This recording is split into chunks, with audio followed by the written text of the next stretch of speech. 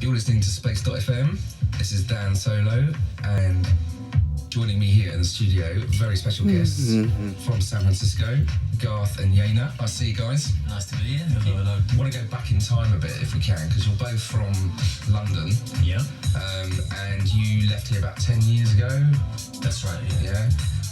Why? Let's go back and tell us what happened and why you left. I think I was the first one from Wicked, which is our sort of DJ crew and party crew, to move to San Francisco. I travelled around America, every year when I was at college here in London.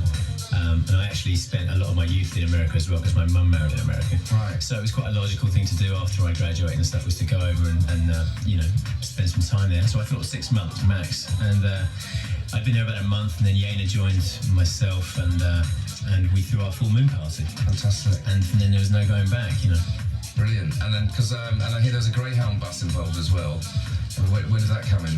Actually, we picked it up in '92, and it took sort of 2 or 3 years to even get it to a condition where we could actually take it on the road. By '96, I think it was the first year we took it on tour with us, or it took us on tour rather. And we 23 people and a dog, and a sound system in tow. And it's great. I mean, you can't really do it anywhere but California, sort of that kind of living. What was San Francisco like when you got out there? It's full of freaks, Really? but great freaks. Right? It's a beautiful city. It has great heritage. There's the whole psychedelic thing went on there. For sure. It's beautiful by the bay. Yeah. When we got there, we were just overwhelmed by the whole experience. We also found that there wasn't really much of a scene around the music that we were into there, and we brought our music and we just we were just down. We just did our thing. We played our music. We started throwing some parties on the beach. We found that the people in San Francisco were just totally up for it. They wanted to be out under the stars. They wanted to be dancing in the moonlight. Yeah, they loved it. So I think we did our first full moon on a Friday night in March, which is exactly 10 years ago. Actually, it was February '91, I think. No, yeah, February, March. And then the next Friday we did Wicked upstairs above this record shop called BPM in the sort of sex district of town in Polk Street.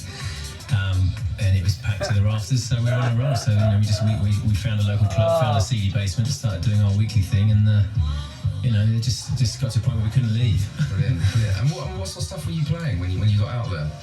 It was mostly acid house and garage house at that time. New Jersey sounds, a lot of Chicago and Detroit, coupled with some of the more interesting English stuff that was around that nobody knew out there. For sure. Yeah, I brought out a box of old English breakbeat actually, and a few old Chicago acid tracks. And I think we found when we got there, the stores were filled with a lot of old dance music that was just kind of sitting there because I was into it, and we were picking it up and we were just playing it, and it was all the great tracks, especially the garage and the acid house, and people loved it, like they loved it here, Yeah. At the moment, over here in London or in the UK generally, we're seeing currently like a big the West Coast thing from the US. People starting to talk about it. It was New York, Chicago, Detroit, and now there's a lot of energy going on the West Coast, and especially in the house scene.